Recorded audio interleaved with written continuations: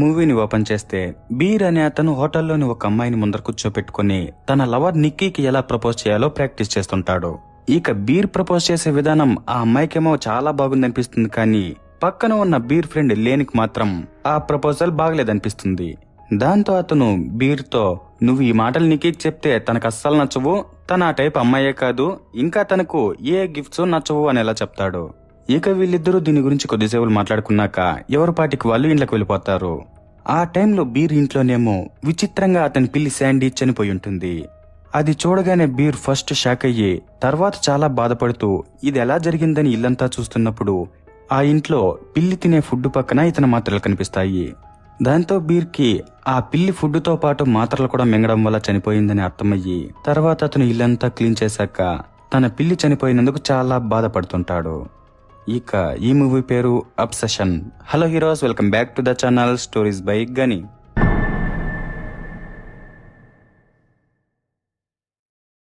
ఇక బీర్ తన పిల్లి గురించి బాధపడుతూ పడుకున్నాక అతను తనకు క్రష్ ఉన్న నిక్కీ గురించి ఆలోచిస్తుంటాడు. అప్పుడు సడన్ గా నిక్కీ ఫోన్ చేస్తుంది. దాంతో అతను చాలా హ్యాపీగా ఫోన్ ఎత్తితే ఫోన్ లో నిక్కీ, ఈ రోజు నువ్వు లీవ్ ని ఎలా ఎంజాయ్ చేసావు అని మాట్లాడి రాత్రికి పార్టీకి వస్తున్నావు కదా అని అడిగితే అతను రాలేనంటాడు. అప్పుడు నిక్కీ నిన్ను చూడాలనిపిస్తోంది అంటున్నప్పుడు సడన్ గా ఆ పిల్ల నెక్లెస్ సింక్ లో పడిపోయిందని కంగారు పడుతుంటుంది.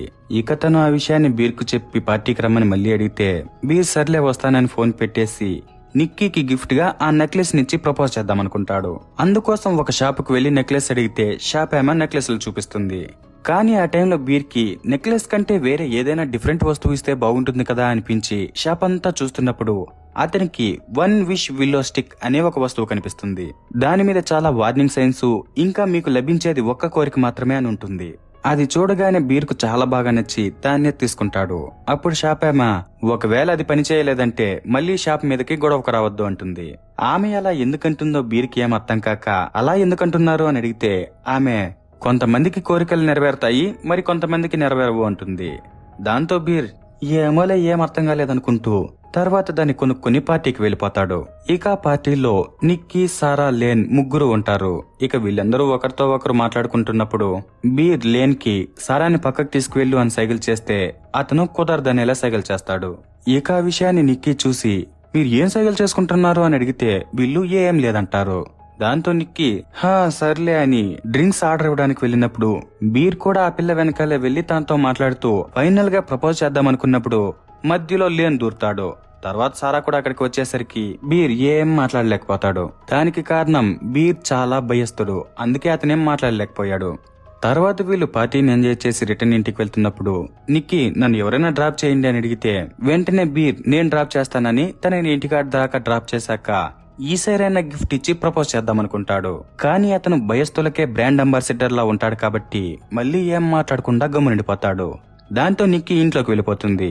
అప్పుడు బీర్ తను నిక్కీ కోసం తెచ్చిన వస్తువు ఎందుకు వేస్ట్ అని, నిక్కీ నన్ను ఈ ప్రపంచంలోనే అందరికంటే ఎక్కువ లవ్ చేయాలి అని కోరుకుని తర్వాత ఇన్స్ట్రక్షన్ ప్రకారం దాన్ని వీరు చేస్తాడు.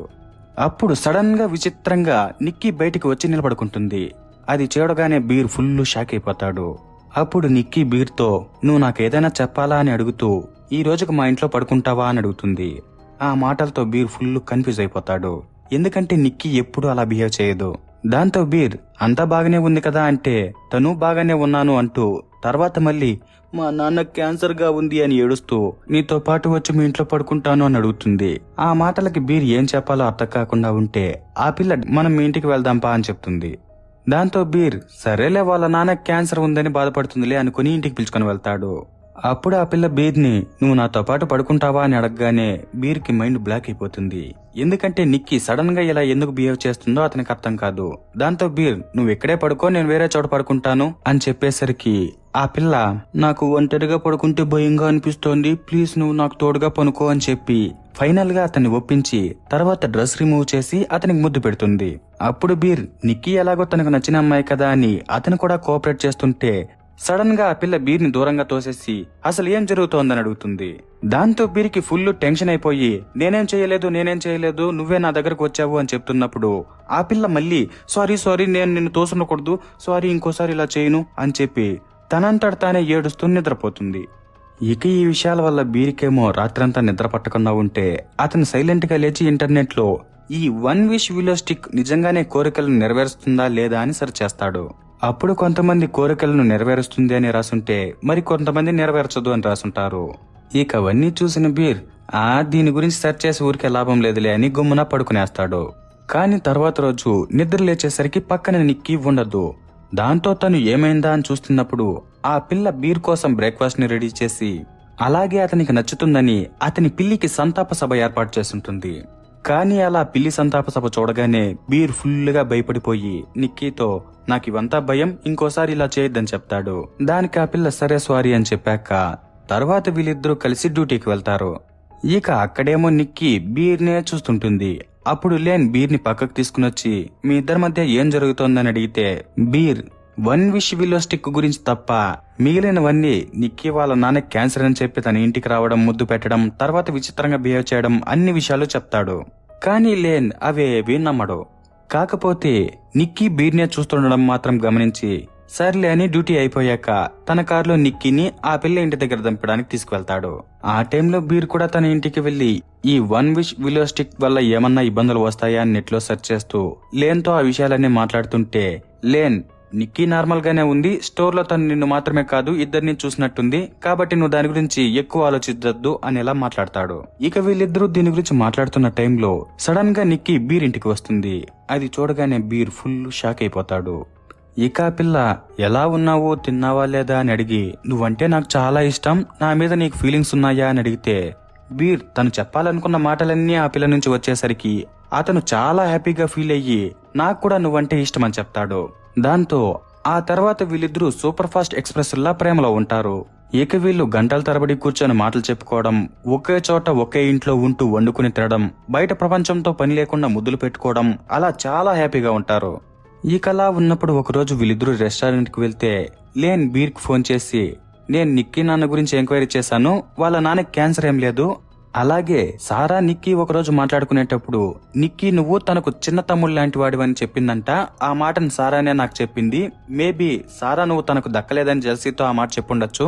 కాకపోతే నిక్కీ ప్రవర్తన సడన్ గా ఇలా మారిపోవడం నాకెందుకో తేడాగా అనిపిస్తుంది, మనం తనని డాక్టర్ చూపించాలి అంటాడు. ఆ మాటలన్నీ వినగానే బీర్ ఫస్ట్ ఫుల్ కన్ఫ్యూజ్ అయిపోయి తర్వాత ఏం మాట్లాడకుండా ఫోన్ పెట్టేసి నిక్కీ దగ్గరికి వచ్చేసరికి ఆ పిల్ల బీర్కి పులికన్ను అనే ఒక వస్తువునిచ్చి ఇది మా అమ్మ నాకిచ్చింది, నేను నీకు ఇస్తున్నాను, ఎందుకంటే ఈ ప్రపంచంలో అందరికంటే నువ్వంటేనే నాకు ఎక్కువ ఇష్టం అని చెప్పేసరికి బీర్కి లోపల భయం మొదలవుతుంది.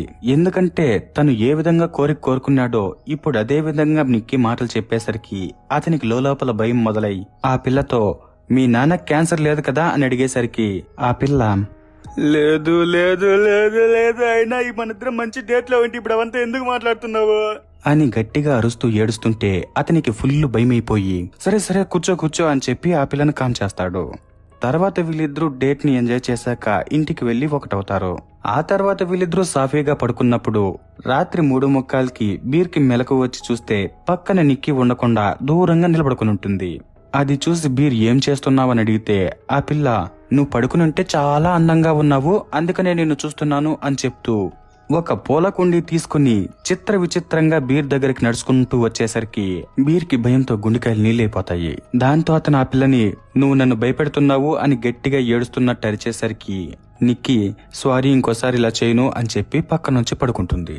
దాంతో బీర్ నిక్కీ ప్రవర్తన వల్ల భయంగానే పడుకుని తెల్లవారి నిద్ర లేచి ఆ పిల్లతో నువ్వు రాత్రి చేసినట్టు నిద్రపోతుంటే చూడటం, విచిత్రంగా నడవడం ఇంకోసారి చేయొద్దు అని చెప్పేసరికి ఆ పిల్ల సారీ ఇంకోసారి చేయను అంటుంది. దాంతో బీర్ సరేలే ఈ రోజు నువ్వు ఇంట్లో హ్యాపీగా రెస్ట్ తీసుకో అని చెప్పి డ్యూటీకి బయలుదేరతాడు. కానీ ఆ పిల్ల అతని బయటికి పంపించనివ్వకుండా డోర్ మొత్తం ప్లాస్టర్లతో మూసేసి ఉంటుంది. ఆ విషయాన్ని చూడగానే బీర్కి ఫీజులు ఎగిరిపోతాయి.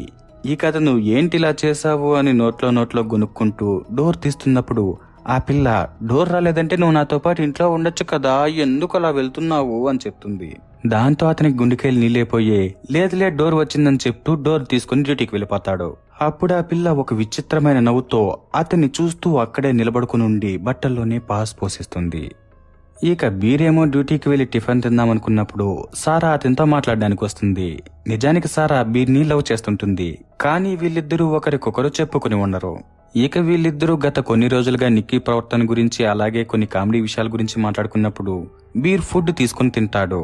ఆ టైంలో నిక్కీ ఫుడ్ తో పాటు పంపించిన పేపర్ ని సారా తీసుకొని చదివితే అందులో నా బుజ్జి తిండిపోతూ తీర్పేంటంటే పిల్లి అనేలా ఉంటుంది. అప్పుడు సారా ఇదేంటిది విచిత్రంగా ఉంది అని నవ్వుతూ అడిగేసరికి బీర్ కి ఆ మాటలకు అర్థం తెలిసి మైండ్ బ్లాక్ అయిపోతుంది. దానర్థం నిక్కీ అతనికి ఇష్టమైన పిల్లిని వండేసి అతనికి భోజనంగా పంపించింది అని. ఇక అది బీర్ కి అర్థం కాగానే మైండ్ బ్లాక్ అయిపోయి కడుపు మొత్తం తిప్పేసి అతని పక్కన డస్ట్ బిన్ లో కక్కేస్తాడు. ఇక అది చూడగానే సారా మిగిలిన వాళ్ళు టెన్షన్ పడి ఏమని అడుగుతుంటే అతను ఏం సమాధానం చెప్పడు. తర్వాత రాత్రికి డ్యూటీ ముగించుకుని ఇంటికి వెళ్తున్నప్పుడు లేన్ బీర్ దగ్గరకు వచ్చి నా కార్ రిపేర్ కి ఇచ్చాను, నన్ను ఇంటి దగ్గర డ్రాప్ చెయ్యి అని అడిగేసరికి బీర్ సరేనని కార్ ఎక్కించుకుంటాడు. ఇక వీళ్ళిద్దరూ దారిలో వస్తున్నప్పుడు లేన్ ఈ రోజు బాయ్స్ పార్టీ ఉంది, లేడీస్ ఎవరు రారు, ఇంకా సారా కూడా రావడం లేదు, నువ్వు ఒక్కడవేరా, నిక్కీని మాత్రం తీసుకురావద్దు అని చెప్పేసరికి బీర్ సరేలే అని దాని గురించి ఆలోచిస్తూ లేన్ ని అతని ఇంటి దగ్గర దింపేశాక తర్వాత ఇంటికి వస్తూ నిక్కీ గురించి ఆలోచిస్తూ తను ఎందుకు పిల్లిని వండిందో అడగాలని అనుకుంటూ అసలు నిక్కీ ఇలా మారిపోవడానికి కారణం తనను కోరిన కోరికేమో అని డౌట్ తో పక్కనున్న 1 విష్ విలియో స్టిక్ పేపర్ మీద ఉన్న కస్టమర్ కేర్ నెంబర్ కి ఫోన్ చేసి వాళ్లకు జరిగిన విషయం మొత్తం చెప్పి నాకు ఈ కోరిక వద్దు, ఇది క్యాన్సిల్ చేస్తారా అని అడుగుతాడు. అప్పుడు వాళ్ళు అలా క్యాన్సిల్ అంతా చేయడానికి జరగదు, దాని మీద ఉన్న వార్నింగ్ సైన్స్ అన్ని చూసేవాడారు కదా, మీరు ఎంతకాలం ఉంటారో ఆ కోరిక అంతకాలం నెరవేరుతూనే ఉంటుంది అని చెప్పి ఇప్పుడు మీరేమైనా నిక్కీతో మాట్లాడతారా అని అడిగి విచిత్రంగా నిక్కీ గొంతుని ఆ ఫోన్ లో వినిపించేలా చేస్తారు. ఇక ఆ గొంతు వినగానే బీర్కి గుండెకాయలు నీళ్ళైపోయి వెంటనే అతను ఫోన్ కట్ చేసేస్తాడు. తర్వాత దీని గురించి కొంచెం నర్వస్ గా ఉండి ఇంటికి వెళ్లేసరికి ఇంట్లో నిక్కీ తెల్లారి ఎక్కడ నిలబడుకునుందో ఇప్పుడు కూడా అక్కడే నిలబడుకుని ఉంటుంది. ఇంకా ఆ పిల్లిని తినడం వల్ల బట్టల మీదంతా వాంతి చేసుకుని ఉంటుంది. ఇక అదంతా చూడగానే బీర్ ఒక విచిత్రమైన ఫీలింగ్ తో షాక్ అయిపోయి ఏంటిదంతా అని అడిగేసరికి ఆ పిల్ల ఓ సారీ నేను ఫస్ట్ స్నానం చేసుకుని వచ్చి అంతా క్లీన్ చేస్తాను అంటూ స్నానానికి వెళ్ళిపోతుంది. అప్పుడు బీర్ బాత్రూమ్ డోర్ బయట నిలబడుకొని నిక్కీతో నువ్వు పిల్లిని వండినందుకు నేను చాలా అప్సెట్ అయ్యాను అని చెప్పేసరికి ఆ పిల్ల సారీ అంటుంది. అప్పుడు అతను సరిలే అని తర్వాత లేన్ బాయ్స్ నైట్ కి రమ్మన్న విషయం చెప్పేసరికి ఆ పిల్ల నేను వస్తానంటుంది. అప్పుడు బీర్ ఇది కేవలం బాయ్స్ కి మాత్రమే అంట, నేను ఒక్కడనే వెళ్ళొస్తాను అని చెప్పేసరికి ఆ పిల్ల నువ్వు ఎందుకు నన్ను వదిలేసిపోవాలంటున్నావు, నేను వస్తాను అని గట్టిగా అరుస్తూ ఏడుస్తుంది. దాంతో బీర్ వేరే దారి లేక సరేలే నిన్ను కూడా పిలుచుకొని పోతానని ఆ పిల్లను కూడా పార్టీకి తీసుకువెళ్తాడు. కానీ నిక్కీ బీర్ తో పాటు రావడం లేన్కి ఏ మాత్రం నచ్చదు. కాకపోతే అక్కడ సారా ఇంకా కొంతమంది అమ్మాయిలు ఉండటంతో బీర్ నిక్కీతో ఏ ఇబ్బంది లేదులే అని తనను కూడా లోపలికి పిలుచుకొని వెళ్తాడు. తర్వాత వీళ్ళందరూ ఒకరితో ఒకరు మాట్లాడుకుంటూ ఒక గేమ్ ని ఆడుతున్నప్పుడు నిక్కీ ప్రవర్తన వింతగా విచిత్రంగా ఉంటుంది. దాంతో వాళ్ళందరికీ నిక్కీ ప్రవర్తన చాలా వియర్డ్ గా అనిపిస్తుంది. ఇక అది సరిపోదన్నట్టు గేమ్ లో బీర్ కి తన లెఫ్ట్ సైడ్ ఉన్న వాళ్ళని ముద్దు పెట్టుకోవాలి అని ఒక టాస్క్ వచ్చేసరికి నిక్కీ సడన్ గా లేచి ఏడుపు మొగం పెట్టి బీర్ దగ్గరకు వచ్చి అతని లెఫ్ట్ సైడ్ లో కూర్చున్న సారాను వెనక్కి లాగేసి నేనే లెఫ్ట్ సైడ్ లో ఉన్నాను అని చెప్తూ బీర్ ని ముద్దు పెట్టుకుంటుంది. దాంతో అక్కడున్న వాళ్ళందరికీ ఆ సిచ్యువేషన్ చాలా అనీజీగా అనిపిస్తుంది. ఇక ఇది కూడా సరిపోదన్నట్టు నిక్కీ సడన్ గా లేచి బీర్ నాకు మాత్రమే సొంతము అని చెప్తూ పక్కనున్న ఒక మందు బాటల్ని తీసుకుని పగలగొట్టేసి ముఖం మీద కచా కచా అని 2 సార్లు పొడుచుకునేస్తుంది. అది చూడగానే అక్కడ ఉన్న వాళ్ళందరికీ గుండెకాయలు నీళ్ళైపోతాయి. తర్వాత వాళ్ళు బీర్ తో ఆ పిల్లని హాస్పిటల్ కి తీసుకువెళ్ళని పంపించాక బీర్ ఆ రాత్రి ఆ చుట్టుపక్కల ఉన్న హాస్పిటల్ కి తీసుకువెళ్తాడు.